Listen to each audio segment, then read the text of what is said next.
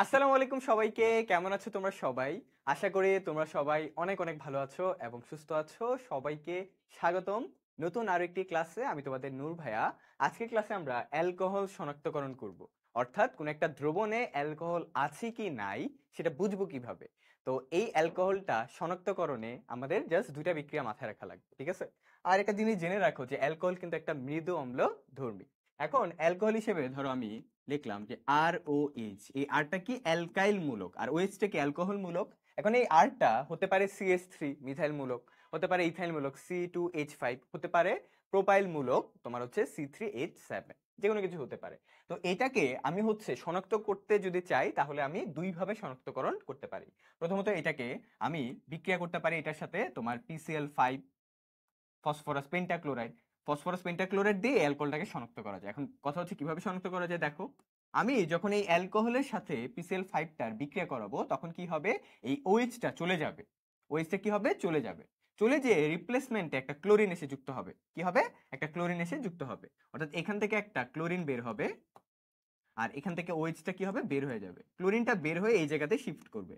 তাহলে শিফট করলে এখানে উৎপন্ন হচ্ছে অ্যালকাইল ক্লোরাইড, এই যে HCl প্লাস প্লাস। দেখো এরপরে কি হবে, এখানে হচ্ছে তোমার POCl3 একটা যৌগ গঠন করবে। এই যে POCl3 গঠন করলো। এরপরে দেখো যে কেমনে হইলো, যে এখান থেকে একটা অক্সিজেন ফসফরাসের সাথে মিলে, আর এখানে তিনটা, এখানে টোটাল ক্লোরিন কয়টা ছিল, 5টা। একটা ক্লোরিন তো চলে গেল অ্যালকাইলের সাথে, বাকি থেকে 4টা ক্লোরিন, 4টা। 4টার মধ্যে 3টা ক্লোরিন এই ফসফরাসের সাথে গেছে আর একটা অক্সিজেন গেছে ফসফরাসের সাথে। ফলে তৈরি করছে কি, POCl3। অবশিষ্ট কি কি থাকে দেখো, অবশিষ্ট থাকে এখানে একটা হাইড্রোজেন, আর 5টা ক্লোরিনের মধ্যে একটা ক্লোরিন এদিকে গেছে আর একটা আরো 3টা ক্লোরিন এদিকে গেছে। তাহলে অবশিষ্ট একটা ক্লোরিন থাকে। ওই একটা ক্লোরিন এই হাইড্রোজেনের সাথে মিলে HCl তৈরি করে। কি তৈরি করে, HCl। ওকে, তাহলে এখনো বিক্রিয়াটা শেষ হয় নাই। এখনো তুমি অ্যালকোহল শনাক্ত করতে পারো নাই। এখনো কেমনে করবা শনাক্ত? বেসিক্যালি শনাক্ত করতে হইলে পরবর্তীতে এই HCl এর সাথে আমাকে বিক্রিয়া করতে হবে কি জানো, অ্যামোনিয়া। কি বের করতে হবে, বিক্রিয়া করতে হবে অ্যামোনিয়া। অ্যামোনিয়া বিক্রিয়া করলে আমি এখানে উৎপন্ন পাবো অ্যামোনিয়াম ক্লোরাইড, যেটা সাদা সাদা ধোঁয়া সৃষ্টি করবে, যেটা 19-এ পড়ছিলাম। অ্যামোনিয়াম ক্লোরাইডটা কি করে, সাদা ধোঁয়া সৃষ্টি করে। তো আলটিমেটলি এভাবে আমি আইডেন্টিফাই করতে পারবো যে এটা একটা অ্যালকোহল। তাহলে আমি সহজ ভাষায় বলি, তুমি অ্যালকোহলকে যদি তুমি শনাক্ত করতে যাও তাহলে তোমার 1 নম্বর বিক্রিয়াটা কি, এই অ্যালকোহলের সাথে তুমি ফসফরাস পেন্টাক্লোরাইড অ্যাড করবা। তাহলে কি কি উৎপন্ন হবে, তোমার উৎপন্ন হবে অ্যালকাইল ক্লোরাইড, তোমার উৎপন্ন হবে POCl3, তোমার উৎপন্ন হবে HCl। এই HClটা দিয়ে আসলে আইডেন্টিফাই করব যে এইটা একটা অ্যালকোহল, এই দ্রবণটা একটা অ্যালকোহল, এটা একটা অজানা দ্রবণ। এটার উপর PCl5 দিছি, দেয়াতে অ্যালকাইল ক্লোরাইড, POCl3 এবং HCl উৎপন্ন হয়েছে।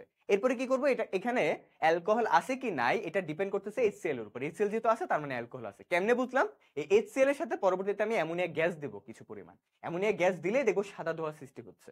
তাহলে আলটিমেটলি বোঝা যাচ্ছে যেহেতু এই উৎপাদগুলোতে এই উৎপাদগুলোতে সাদা ধোঁয়া সৃষ্টি হয়েছে অ্যামোনিয়া দেওয়ার কারণে, তার মানে বুঝতে পারতেছি যে এইখানে বিক্রিয়কটাকে অ্যালকোহল। বুঝতে পারছো? তাহলে এই বিক্রিয়ার মাধ্যমে আমরা শনাক্ত করতে পারি যে এটা একটা কি, অ্যালকোহল। জাস্ট আমার বিক্রিয়কটা মাথায় রাখতে হবে যে অ্যালকোহলের সাথে কার বিক্রিয়া করব, সেটা হচ্ছে ফসফরাস পেন্টা ক্লোরাইড। এবং এখানে মূল ভূমিকা পালন করতেছে কিন্তু HCl। ঠিক আছে, HCl। HClটা পরবর্তীতে আমি যখন এই উৎপাদটাতে এই যে RCl, POCl3, HCl এই তিনটা উৎপাদ যে তৈরি হলো, এই উৎপাদে যখন অ্যামোনিয়া দিচ্ছি তখন আমার সাদা ধোঁয়া সৃষ্টি হয়েছে। এই সাদা ধোঁয়া সৃষ্টি করতে হেল্প করছে কে, এই HClটা। মানে এই সাদা ধোঁয়া সৃষ্টি করতে হেল্প করছে কে, এই HCl এবং অ্যামোনিয়া। কিন্তু HCl যে প্রেজেন্ট সেটা আমাকে বলে দিচ্ছে। আর HCl প্রেজেন্ট কার জন্য, এই যে অ্যালকোহলের জন্য। তাহলে আমি বুঝতে পারতেছি যে এইভাবে আমি শনাক্ত করতে পারি অ্যালকোহলটাকে। আরেকভাবে কিভাবে শনাক্ত করতে পারি দেখো, দেখো আমি যখন এই অ্যালকোহলটার উপরে এটা আবারও বলি যে এটা হচ্ছে মিথানল হতে পারে, ইথানল হতে পারে, প্রোপানল হতে পারে, বিউটানল হতে পারে। এটার উপর যখন আমি সোডিয়ামের বিক্রিয়া করাবো, কার বিক্রিয়া, সোডিয়াম, তখন এখানে কি উৎপন্ন হবে দেখো, এখানে উৎপন্ন হবে এই সোডিয়ামটা এই হাইড্রোজেনটাকে সরায় নিজে জায়গাটা দখল করবে। সোডিয়ামটা কি করবে, এই হাইড্রোজেনটাকে সরায়া এই অক্সিজেনের সাথে জায়গা দখল করবে, এটা বের হয়ে যাবে হাইড্রোজেনটা। তাহলে এখানে RONA তৈরি হবে। এবং হাইড্রোজেনটা যেহেতু বের হয়েছে, হাইড্রোজেন তো পরমাণু অবস্থায় মুক্তভাবে থাকবে না, এটা হাইড্রোজেন কি, অণু বা গ্যাস অবস্থায় থাকবে, এই গ্যাস।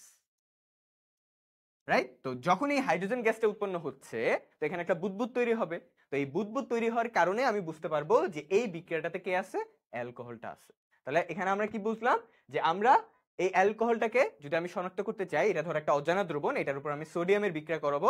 বিক্রিয়া করার ফলে আমার এখানে উৎপন্ন হবে RONA এবং উৎপন্ন হবে হাইড্রোজেন গ্যাস বা বুদবুদ। তো বুদবুদ তৈরি হলে বুঝবো যে এখানে কি আছে, অ্যালকোহল আছে। এটা অজানা দ্রবণে সোডিয়াম ঢাললে যদি আমি দেখি মানে হাইড্রোজেন গ্যাস বা বুদবুদ টাইপ কিছু তৈরি হয়েছে, তাহলে বুঝবো কি এটা একটা অ্যালকোহল। তাহলে আমরা দেখলাম অ্যালকোহলকে দুইটা বিক্রিয়ার মাধ্যমে শনাক্ত করব, একটা হচ্ছে PCl5 আর একটা কি সোডিয়াম। তো এই দুইটার মাধ্যমে আমি শনাক্ত করতে পারি যে এইখানে অ্যালকোহল আছে। তাহলে এই অ্যালকোহল কিভাবে শনাক্ত করতে হয় আমরা ইনশাআল্লাহ পারবো। এই বিক্রিয়াগুলো একটু আমাদের মাথায় রাখা লাগবে যে কোন জিনিসটাকে শনাক্ত করতে কোন বিক্রিয়ক লাগতেছে, এখানে PCl5 এবং সোডিয়াম। ডান, ওকে। তাহলে এই ছিল আমাদের ছোট্ট একটা ক্লাস। পরবর্তীতে আমরা আরেকটা টপিক নিয়ে হাজির হবো। ততক্ষণ পর্যন্ত সবাই ভালো থেকো, সুস্থ থেকো। আল্লাহ হাফেজ সবাইকে। আসসালামু আলাইকুম।